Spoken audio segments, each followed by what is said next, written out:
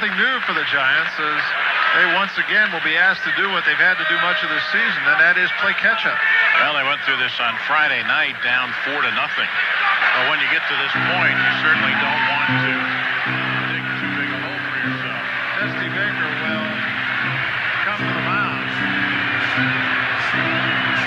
Scott Sanderson is throwing in the Giants bullpen, and that had been all pre-planned that if they had to go to their bullpen early, this would be the case. They would go to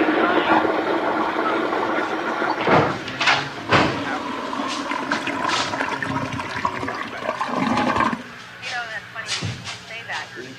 No one can believe I do this.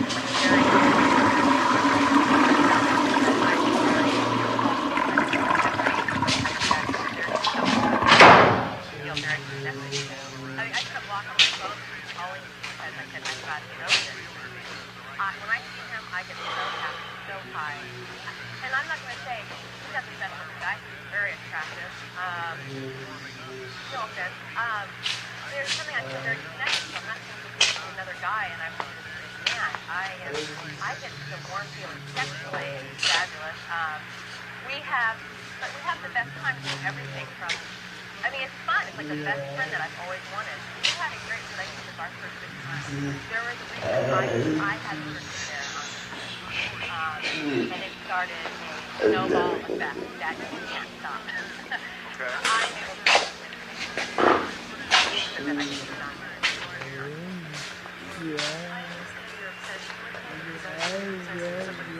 But what about your children? Do you love your children?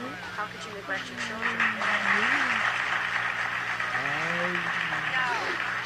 You know, you ain't all about that. When you tell that story today, you'll be gone. They would never see you again. I want to create a my sister, and my sister, and you did that. My brother, his body, what? You abused her mentally, man. She's strung out, but you tell her bad stuff.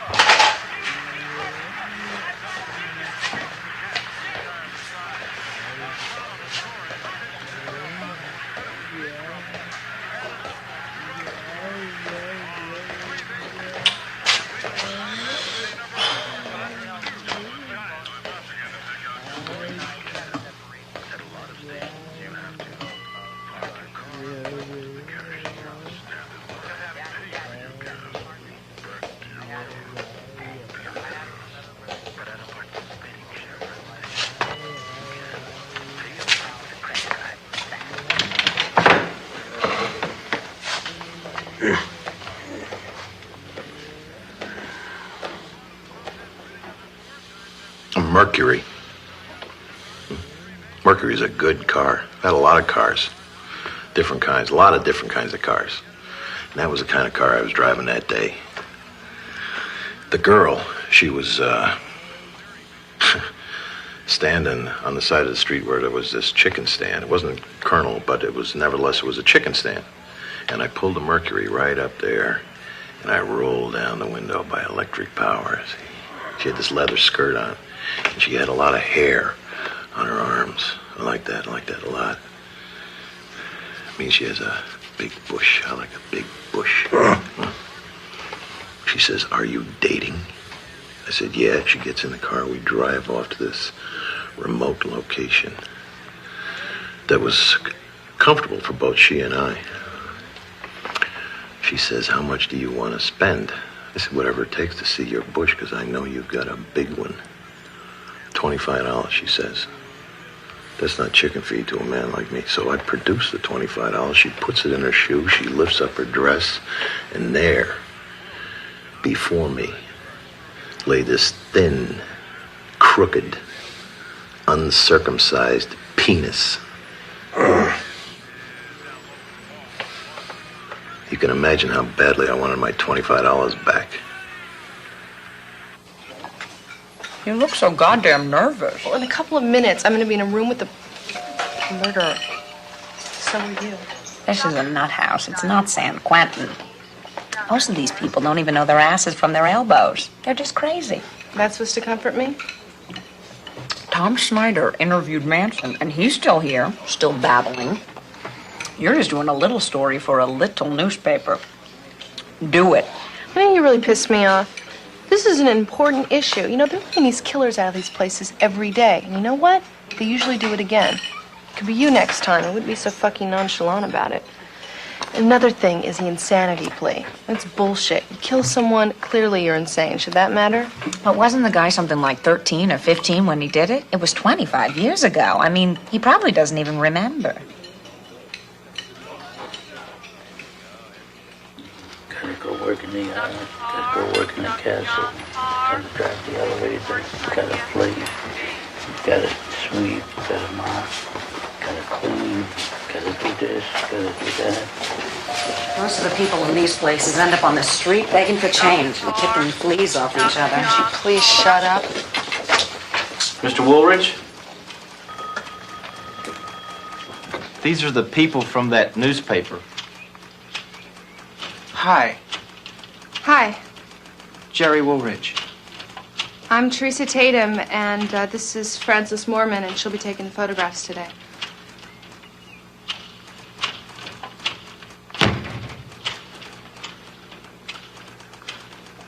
Have a seat.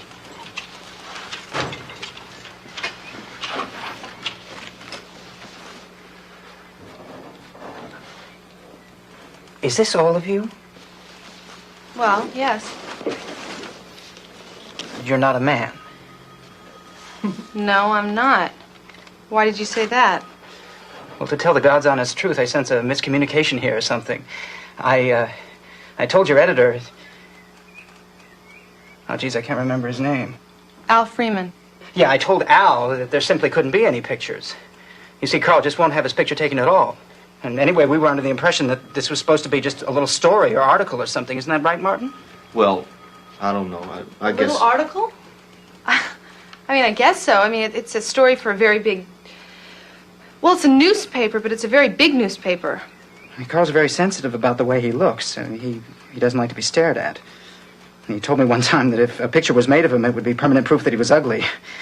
He told me that one time. There was a man named John Liggett Hunter who was in the filling station business, and it was a good filling station business. But he was one of these young men we run across in life, I'm sure you run across him, who did not deserve what he had. Like his wife, Sarah. Beautiful. She was a Georgia peach. In fact, she was more like the picture I had in my mind of a woman than anyone I had ever met. So I took it upon myself to take her away from John Liggett Hunter. Did not deserve her. Oh, I don't know if I mentioned it, but he was a Frenchman who claimed to be an Englishman. Took a lot of strong nylon cord to get her away from him, because she was a fighter as well as being a Georgia peach. Anyway, I told your boss to send a man, and he won't talk to a woman. I'm pretty goddamn insulted. Look, I'm a very good interviewer. So why don't you just put me in a room with Karl, and we'll see how many questions he answers or doesn't answer. Shovel just makes too goddamn much racket. He hasn't talked to a woman in 25 years. Yeah, you'll be the first woman he's talked to in 25 years? I thought that you said he wouldn't talk to me. Well, I don't think he will, but I'll ask him. Anyway, I guess you'll be the first woman he's had the opportunity to refuse to talk to in 25 years.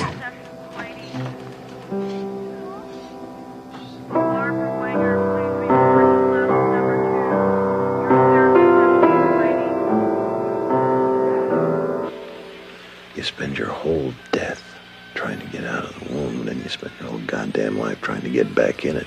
But then when you look at it again, face to face, it's just glorious, you know. When you get that little hole, that little eye, it's everything.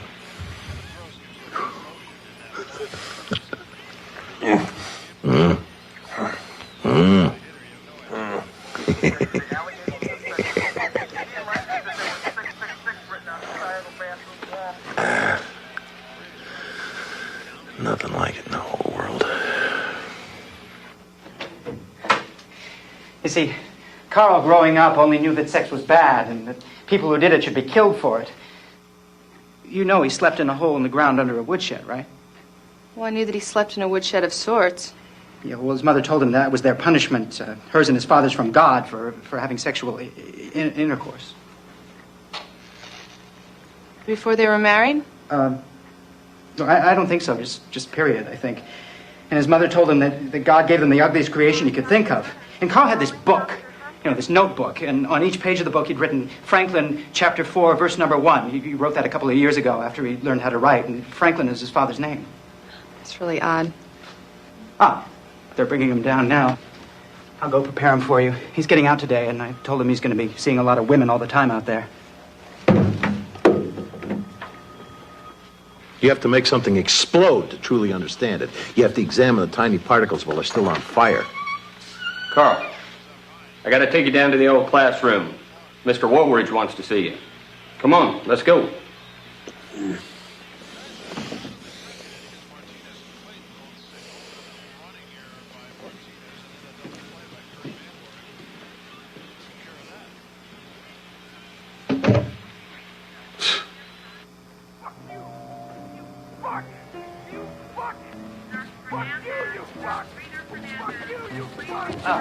Karl, you remember when I was telling you about those people from the newspaper? Well, they want to ask you some questions about your release today. They think it'd make a really interesting little story. And can you talk to them? They're women.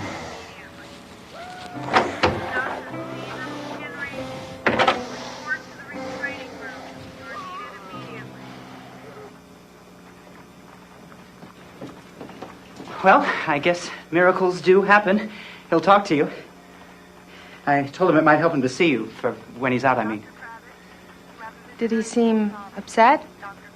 No. Now, Karl will only talk to you. In other words, he doesn't want you asking him anything. No pictures, and please don't stare at him. Wait a minute. How am I going to conduct an interview if I can't ask him any questions? I'm sorry, but that's the best we're going to do. Well, let me ask you something. Why are you letting him out? I mean, what if he does it again? It happens every day, you know. You talk to the state and the doctors about that. And besides, Karl's been institutionalized since he was 13. He's never shown any signs.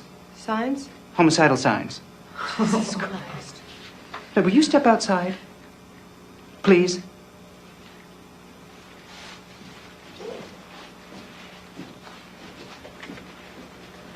Karl doesn't like the light. Fluorescent light.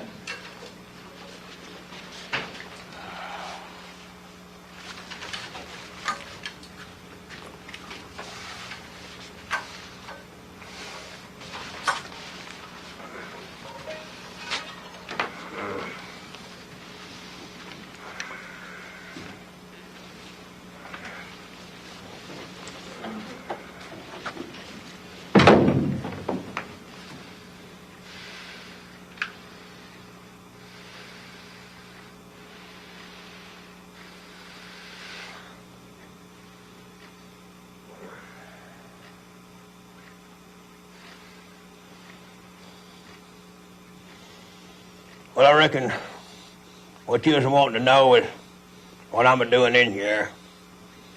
I reckon the reason I'm in here is because I killed somebody. But I reckon what you're wanting to know is how come me to kill somebody, so I reckon I'll start at the front and tell you. I lived out back of my mother and father's house most of my life in a little old shed that my daddy'd built for me. They didn't too much want me up there in the house with the rest of them. So I mostly just sat out there in the shed or looking at the ground.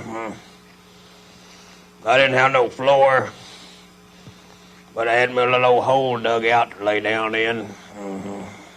They had me a quilt or two to put down there. My father was a hard-working man most of his life. Not that I can say the same for myself. I mostly just sat out there in the shed and tinkered around with a lawnmower or two. Went to school off and on from time to time. But the children down there, they made quite a bit of sport of me and made fun of me quite a bit. And some of them roughed me up sometimes. So mostly I just sat out there in the shed. My daddy worked down there at the sawmill. down at the planer mill for an old man named Dixon. Old man Dixon was a very cruel feller. Didn't treat his employees very well. Didn't pay them too much of a wage. Didn't pay my daddy much of a wage. Just barely enough to get by on, I reckon. But I reckon he got by all right. They used to come out, one or the other of them, usually my mother, and feed me pretty regular. So I know he at least got by well enough to where I could have mustard and biscuits 3 or 4 times a week. Well,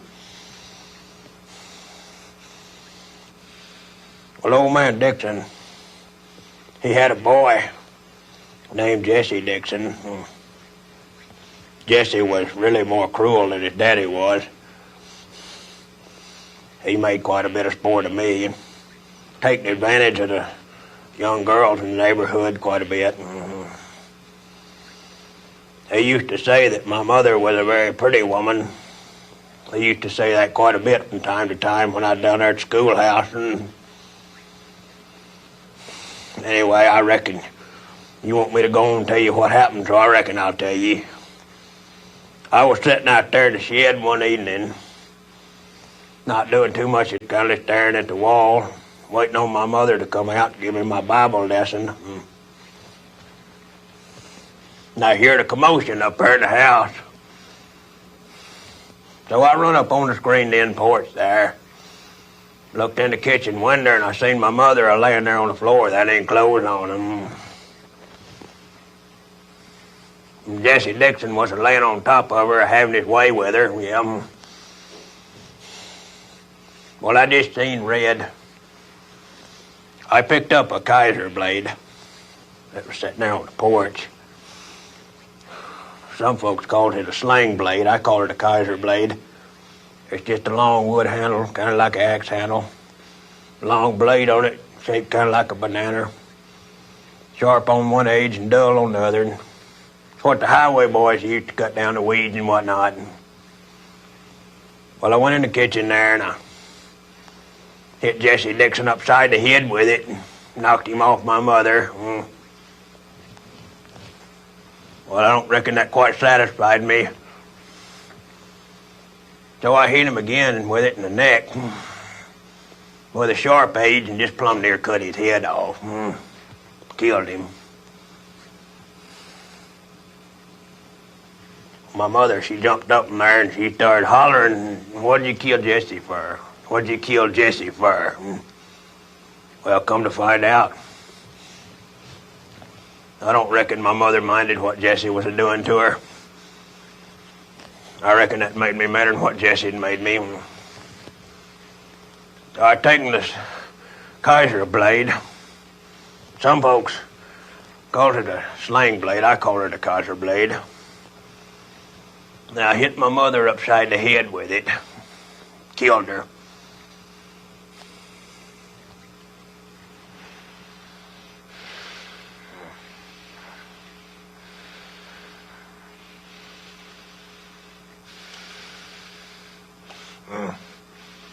Some folks has asked me if I had it to do over again, would I do it the same way? I reckon I would.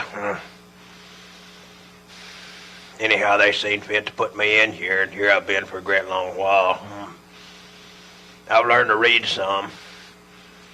Took me 4 years to read the Bible. I reckon I understood a great deal of it. Wasn't what I expected in some places. I slept in a good bed for a great long while.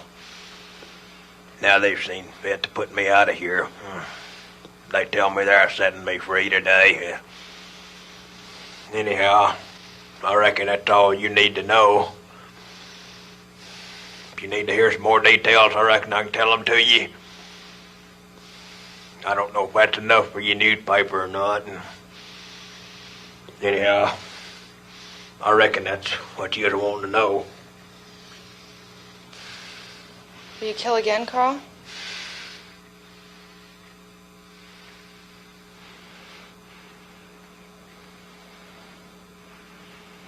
I don't reckon I got no reason to kill nobody.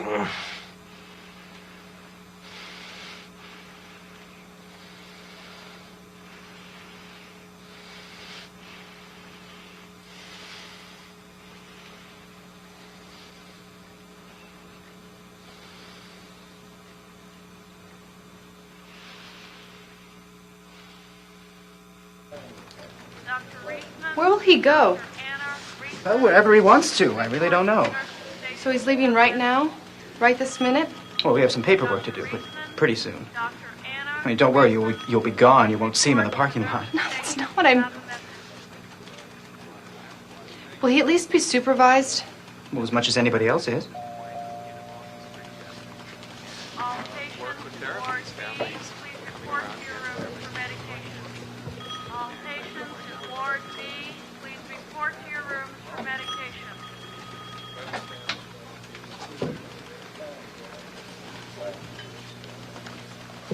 Thank you.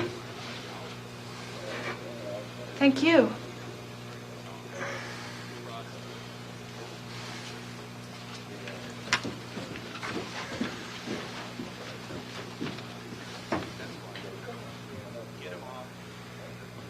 I reckon I'm gonna have to get used to looking at pretty people.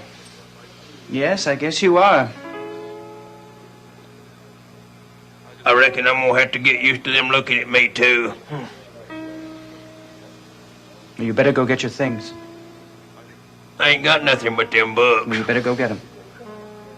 All right, then.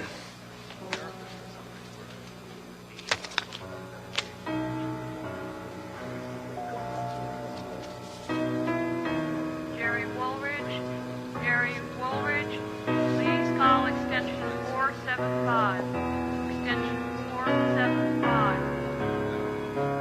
Jerry Woolridge.